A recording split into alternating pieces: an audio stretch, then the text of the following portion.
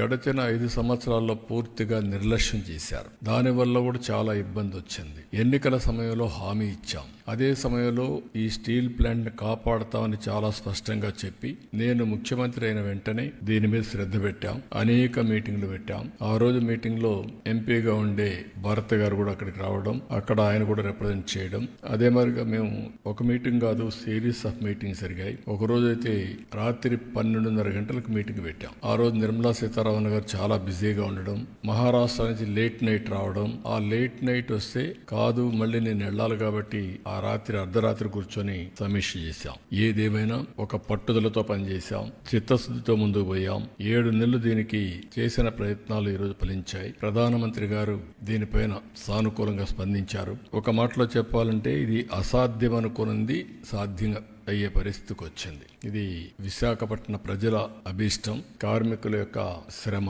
దీన్ని మళ్ళీ కాపాడుకోగలిగాం, మళ్ళీ ట్రాక్ లో పెట్టగలిగాం. ఈ రోజు 11,440 కోట్ల రూపాయలు ఈ ఇండస్ట్రీని రివైవ్ చేయడానికి ఇవ్వడం అనేది అరుదైన అనుభవం. ఈ విషయం ప్రతి ఒక్కరూ గుర్తుపెట్టుకోవాల్సిన అవసరం ఉంది. అదే సమయంలో నేను విశాఖపట్నంలో పనిచేసే కార్మికులకు అందరికీ విజ్ఞప్తి చేస్తున్నా, మనందరి బాధ్యత, మన మీద పెట్టుకున్న నమ్మకాన్ని మనం కాపాడుకోవాల్సిన బాధ్యత మన మీద ఉంది. నేను ఆ రోజు కూడా చాలాసార్లు చెప్పాను, ఈ ఫ్యాక్టరీని మళ్ళీ రివైవ్ చేస్తాం, మంచి ప్రొఫెషనల్ మేనేజ్మెంట్ పెట్టుకుంటాం.